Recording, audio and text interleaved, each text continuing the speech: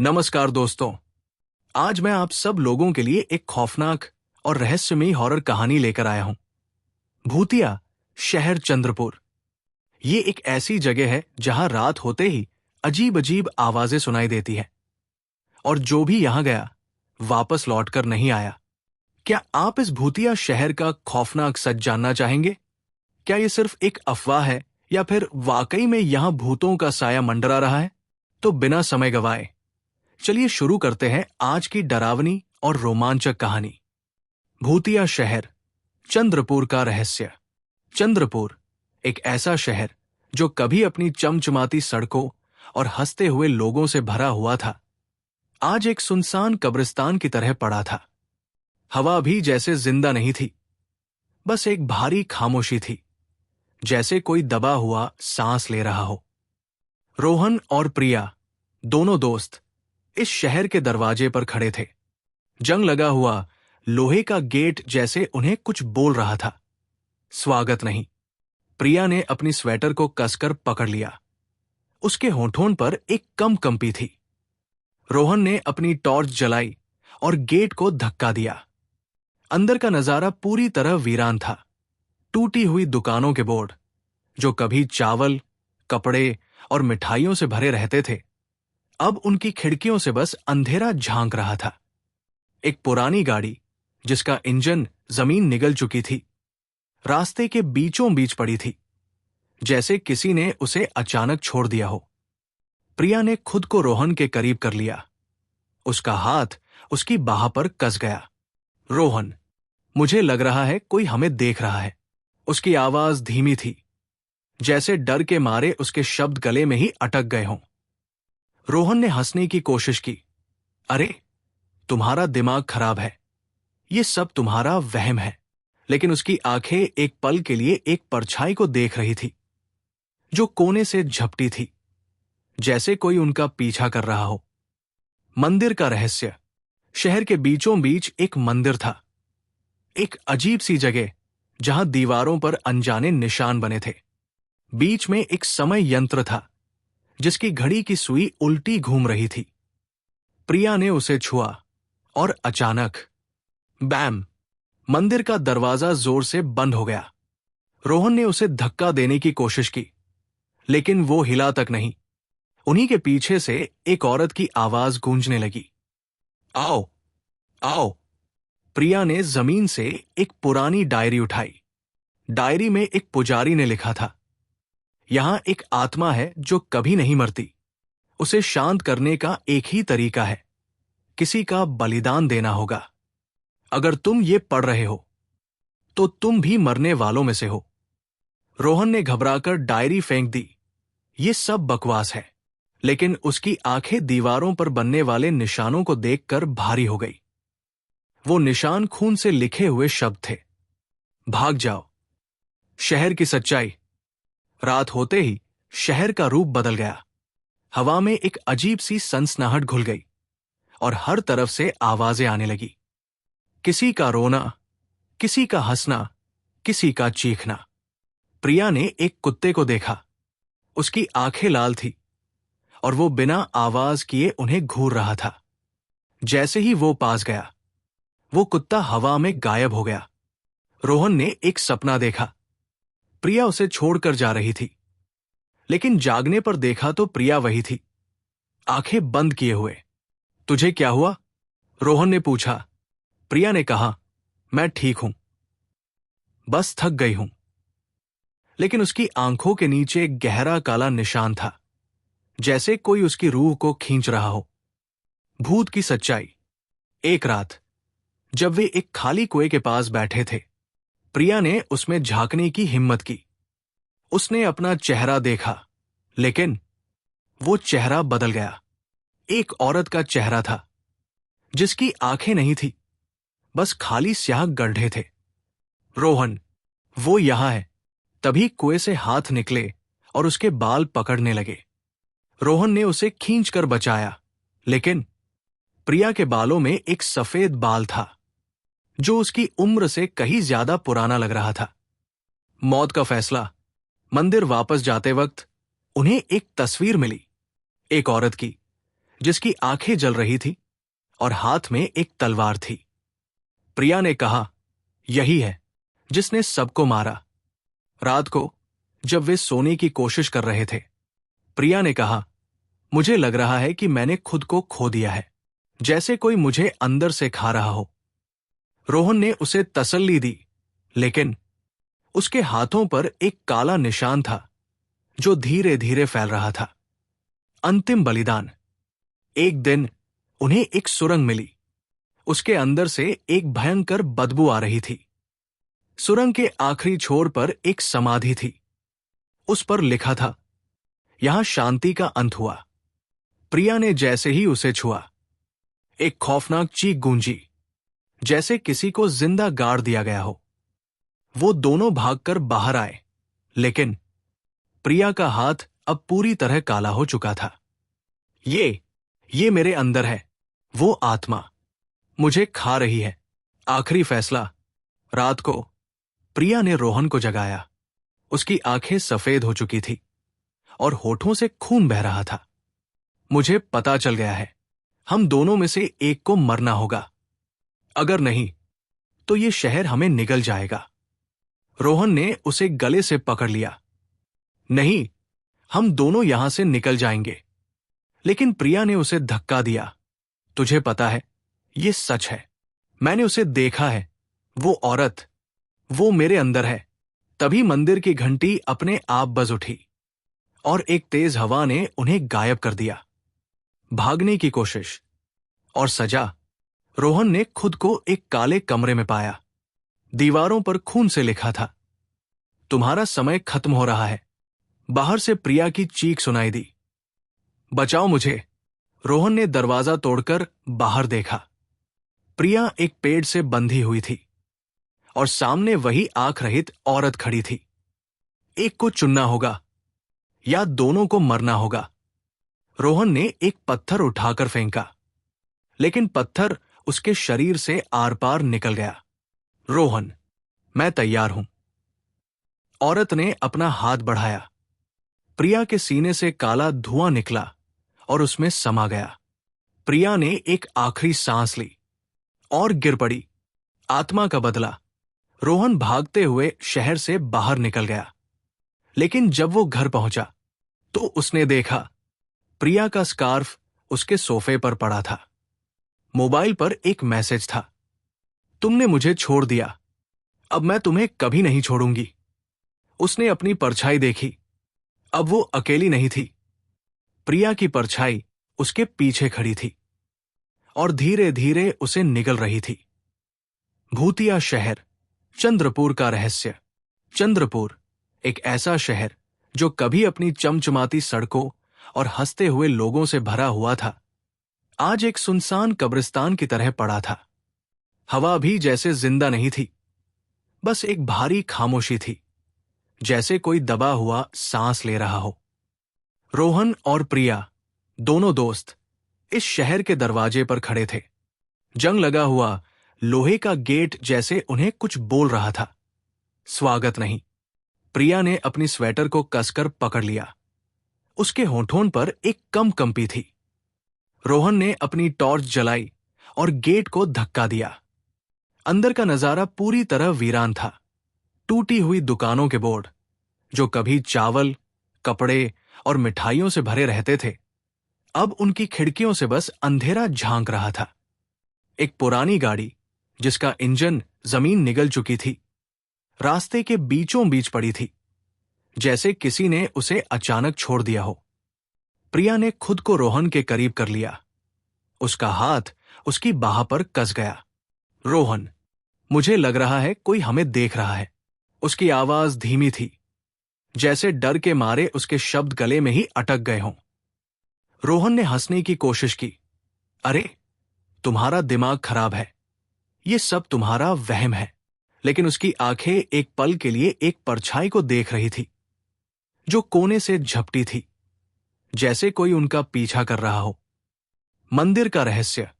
शहर के बीचों बीच एक मंदिर था, एक अजीब सी जगह जहां दीवारों पर अनजाने निशान बने थे। बीच में एक समय यंत्र था, जिसकी घड़ी की सुई उल्टी घूम रही थी। प्रिया ने उसे छुआ और अचानक बैम, मंदिर का दरवाजा जोर से बंद हो गया। रोहन ने उसे धक्का देने की कोशिश की, लेकिन वो हिला तक नहीं। उन्हीं के पीछे से एक औरत की आवाज गूंजने लगी, आओ आओ। प्रिया ने जमीन से एक पुरानी डायरी उठाई। डायरी में एक पुजारी ने लिखा था, यहां एक आत्मा है जो कभी नहीं मरती। उसे शांत करने का एक ही तरीका है, किसी का बलिदान देना होगा। अगर तुम ये पढ़ रहे हो तो तुम भी मरने वालों में से हो। रोहन ने घबराकर डायरी फेंक दी। ये सब बकवास है। लेकिन उसकी आंखें दीवारों पर बनने वाले निशानों को देखकर भारी हो गई। वो निशान खून से लिखे हुए शब्द थे, भाग जाओ। शहर की सच्चाई। रात होते ही शहर का रूप बदल गया। हवा में एक अजीब सी सनसनाहट घुल गई और हर तरफ से आवाजें आने लगी। किसी का रोना, किसी का हंसना, किसी का चीखना। प्रिया ने एक कुत्ते को देखा। उसकी आंखें लाल थी और वो बिना आवाज किए उन्हें घूर रहा था। जैसे ही वो पास गया, वो कुत्ता हवा में गायब हो गया। रोहन ने एक सपना देखा। प्रिया उसे छोड़कर जा रही थी, लेकिन जागने पर देखा तो प्रिया वही थी, आंखें बंद किए हुए। तुझे क्या हुआ? रोहन ने पूछा। प्रिया ने कहा, मैं ठीक हूं, बस थक गई हूं। लेकिन उसकी आंखों के नीचे एक गहरा काला निशान था, जैसे कोई उसकी रूह को खींच रहा हो। भूत की सच्चाई। एक रात जब वे एक खाली कुएं के पास बैठे थे, प्रिया ने उसमें झांकने की हिम्मत की।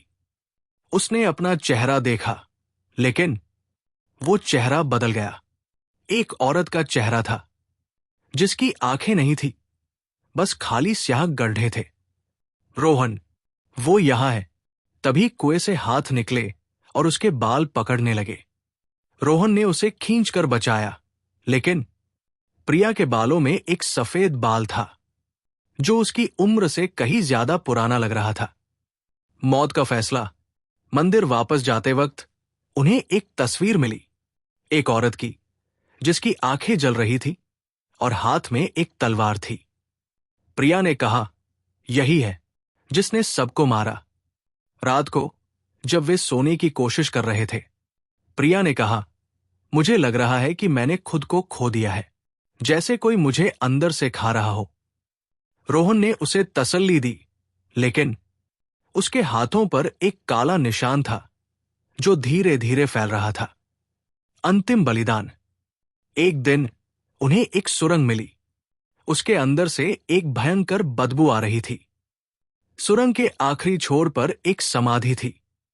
उस पर लिखा था, यहां शांति का अंत हुआ। प्रिया ने जैसे ही उसे छुआ, एक खौफनाक चीख गूंजी, जैसे किसी को जिंदा गाड़ दिया गया हो। वो दोनों भागकर बाहर आए, लेकिन प्रिया का हाथ अब पूरी तरह काला हो चुका था।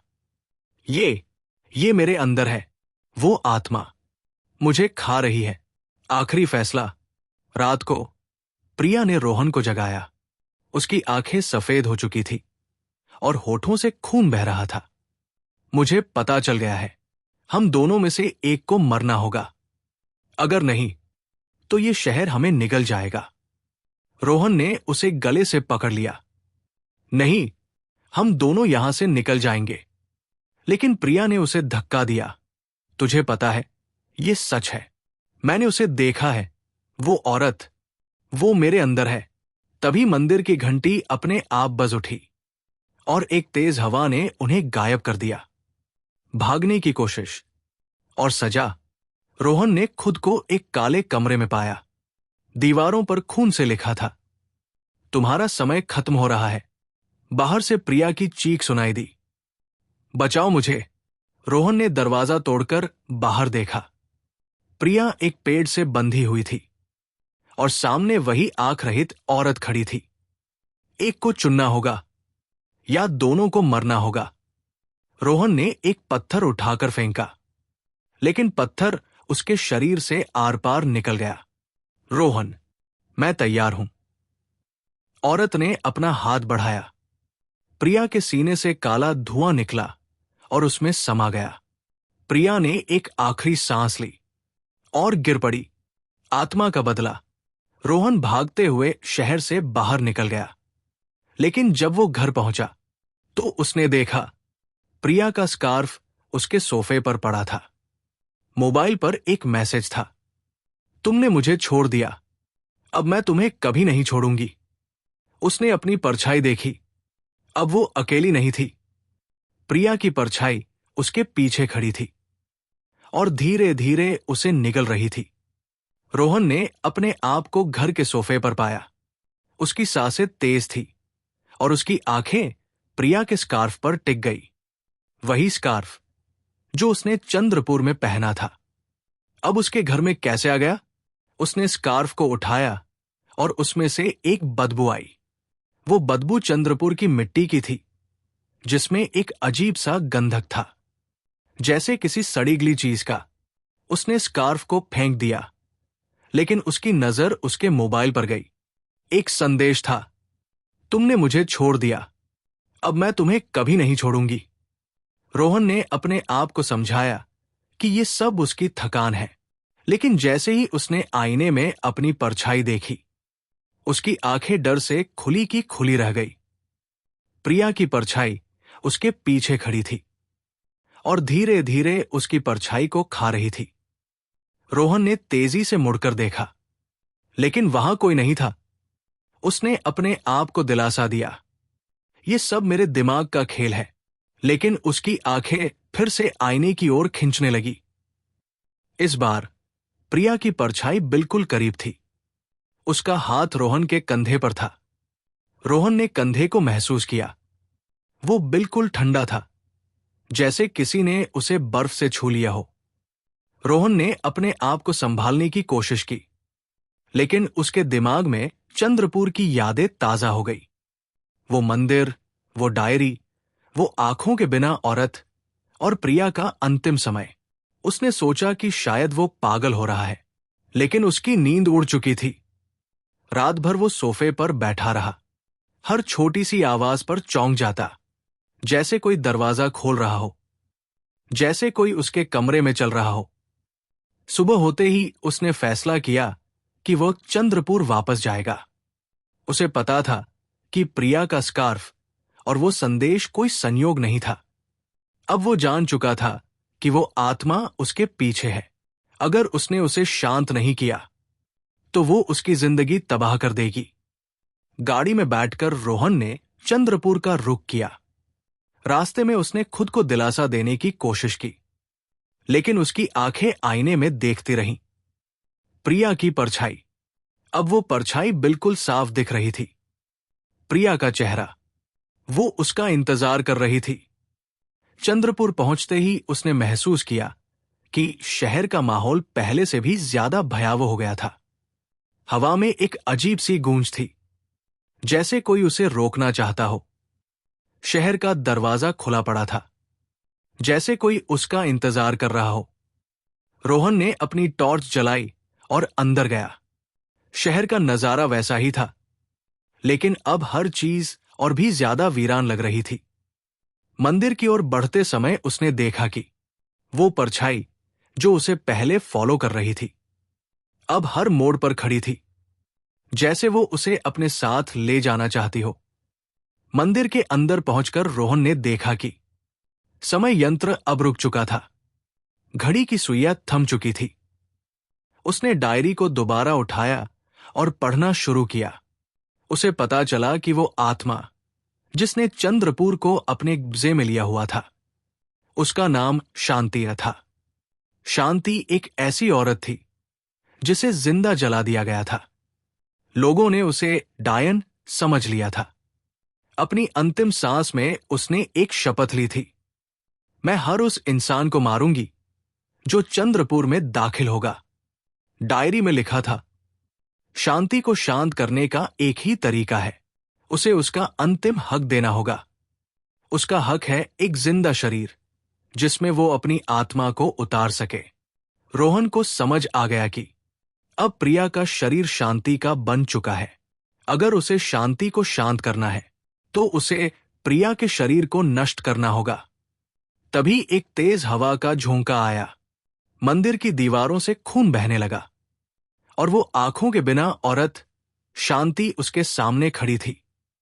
उसने कहा, तुम वापस आ गए, अच्छा हुआ। अब तुम्हें भी अपना हक देना होगा। रोहन ने खुद को समझाया, ये सब सच नहीं है, ये सिर्फ मेरे दिमाग का खेल है। लेकिन तभी शांति ने अपना हाथ बढ़ाया और रोहन ने खुद को एक अलग दुनिया में पाया। अब वो एक घर में था, प्रिया के साथ। प्रिया मुस्कुरा रही थी, जैसे कुछ हुआ ही नहीं। उसने कहा, रोहन, तुमने मुझे बचा लिया। शांति चली गई है, रोहन ने खुद को दिलासा दिया। लेकिन तभी उसकी नजर प्रिया के हाथों पर गई। वो काले निशान अब बिल्कुल साफ दिख रहे थे। उसने सोचा कि शायद सब कुछ ठीक हो गया है, लेकिन तभी उसने देखा प्रिया की आंखें अब पूरी तरह सफेद हो चुकी थी, बिल्कुल शांति की तरह। रोहन ने घबराकर चिल्लाया, प्रिया, तुम कौन हो? प्रिया मुस्कुराई और धीरे से कहा, मैं प्रिया ही हूं, लेकिन अब मैं शांति भी हूं। रोहन ने अपनी आंखें खोली। वो मंदिर में था और प्रिया का शरीर उसके पास पड़ा हुआ था। शांति गायब हो चुकी थी, लेकिन उसने महसूस किया कि उसका शरीर अब बिल्कुल ठंडा हो चुका है। उसने प्रिया के शरीर को अपने गले से लगाया और रोते हुए कहा, मैं तुम्हें वापस लाऊंगा, किसी भी तरह। तभी उसने देखा कि मंदिर की दीवारों पर लिखा हुआ था, शांति को शांत करने का एक ही तरीका है, उसे उसका अंतिम हक देना होगा। रोहन ने समझा कि अब शांति उसके अंदर है और अगर उसे शांत करना है तो उसे अपनी जान देनी होगी। उसने तलवार उठाई और अपने सीने पर रख ली। उसे पता था कि यही एक तरीका है। तलवार को अपने सीने में घूमते वक्त रोहन ने अपने आप को तसल्ली दी, प्रिया, मैं तुम्हें वापस लाऊंगा। और एक तेज रोशनी मंदिर में भर गई। रोहन ने तलवार को अपने सीने में घूम दिया, लेकिन जब उसने अपनी आंखें खोली तो वो मंदिर के अंदर ही था। उसका सीना बिल्कुल साफ था, कोई जख्म नहीं। तलवार जमीन पर पड़ी थी और उसके सामने प्रिया का शरीर खड़ा था। उसकी आंखें बिल्कुल सफेद, हाथों में वो काला निशान फैल चुका था। प्रिया ने हंसकर कहा, रोहन, तुमने मुझे बचा लिया। शांति चली गई, लेकिन रोहन को पता था कि ये प्रिया नहीं थी। उसकी आवाज में एक अजीब सा घबराहट थी, जैसे कोई दूसरा उसके अंदर से बोल रहा हो।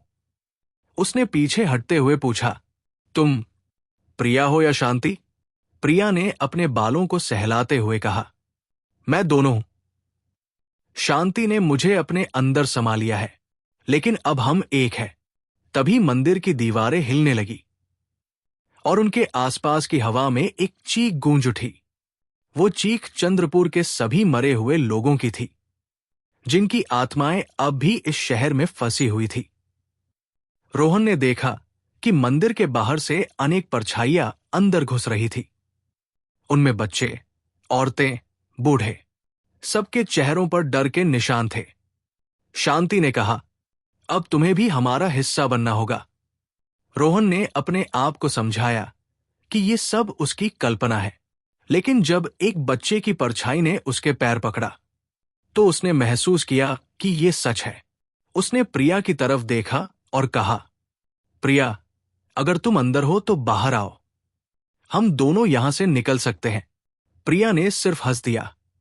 उसकी हंसी अब बिल्कुल बदल चुकी थी, जैसे कोई उसके अंदर से हंस रहा हो। तभी शांति की आवाज प्रिया के मुंह से निकली, तुम्हारा दोस्त अब नहीं है और तुम भी कभी नहीं जाओगे। रोहन ने अपनी जेब से एक दिया निकाला, वह दिया जिसमें चंद्रपुर के मंदिर का तेल भरा था। डायरी में लिखा था कि यह तेल भूतों को दूर रखता है। उसने दिया जलाया और प्रिया की तरफ बढ़ाया। प्रिया या शांति ने तेज तेज सांसें लेनी शुरू की, जैसे उसे आग से डर लग रहा हो। तुम ये क्या कर रहे हो? शांति ने चिल्लाया। रोहन ने कहा, तुम्हें यही रहना होगा। हम नहीं। तभी दिए की रोशनी ने पूरे मंदिर को रोशन कर दिया और सारी परछाइयां तेजी से पीछे हटने लगी। प्रिया ने एक भयंकर चीख लगाई। उसके मुंह से खून निकला और वह जमीन पर गिर पड़ी। रोहन ने उसे उठाया। प्रिया की आंखें अब सामान्य थी, लेकिन उसकी सांसें कमजोर थी।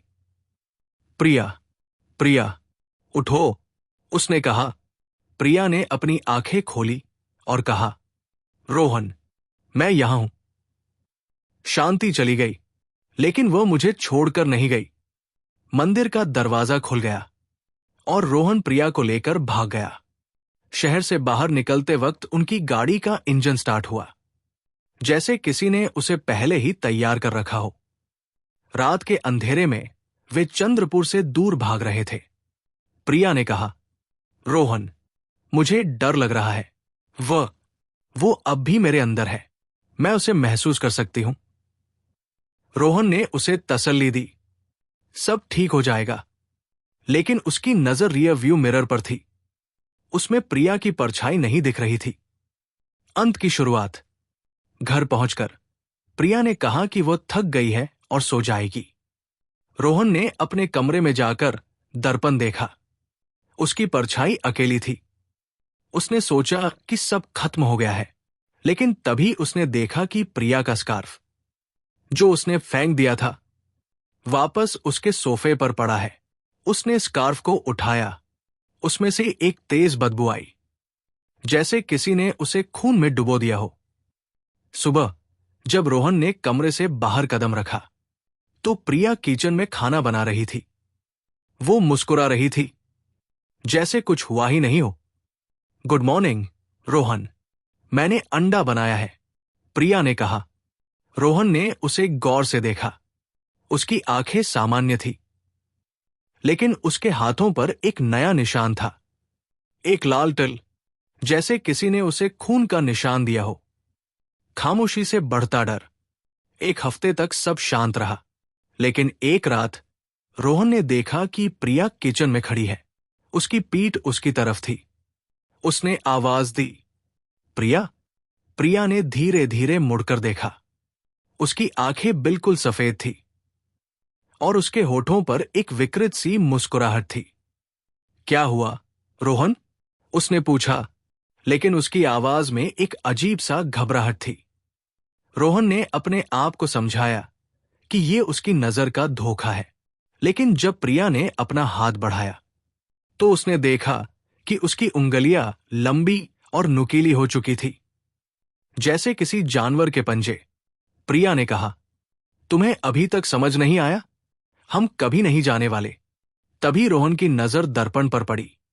उसकी अपनी परछाई अब प्रिया की तरह दिख रही थी। उसकी आंखें सफेद और उसके हाथों पर वही काला निशान। उसने अपने कपड़े उतारे। उसके सीने पर एक लाल निशान था, जैसे किसी ने उसे तलवार से छेद दिया हो। उसने अपने फोन पर एक मैसेज देखा, तुमने मुझे वापस बुला लिया। अब हम हमेशा साथ रहेंगे। रोहन ने अपनी आंखें बंद की, लेकिन जब उसने खोली, तो वो फिर से चंद्रपुर के मंदिर में था। तलवार उसके हाथ में थी और प्रिया का शरीर उसके पास पड़ा था। उसने अपने आप को एक चक्रव्यूह में फंसा हुआ पाया। ना जाने कितनी बार वो अपनी मौत को रिपीट कर चुका था। और उसके पीछे से एक आवाज आई, तुम कभी नहीं जीतोगे। संदिग्ध अंत। रोहन और प्रिया सामान्य जिंदगी जीने की कोशिश करते हैं, लेकिन हर रात उन्हें वही आवाजें सुनाई देती हैं। आओ, आओ। प्रिया के हाथों पर नए निशान बन जाते हैं और रोहन को अपने शरीर पर तलवार के निशान दिखाई देते हैं। एक दिन वे दोनों चंद्रपुर के दरवाजे पर खड़े होते हैं, जैसे कोई उन्हें वापस बुला रहा हो। प्रिया के होठों पर वही विकृत मुस्कुराहट है और रोहन की आंखें बिल्कुल सुन्न हो चुकी है। अगर आपको यह कहानी पसंद आए तो वीडियो को लाइक करें, चैनल को सब्सक्राइब करें और घंटी दबाना न भूलें, ताकि आपको ऐसे ही और भी खौफनाक कहानियां सबसे पहले मिले। और हां, अगर आपको कहानी पसंद आई तो कमेंट में जरूर बताएं कि आपको सबसे डरावना हिस्सा कौन सा लगा।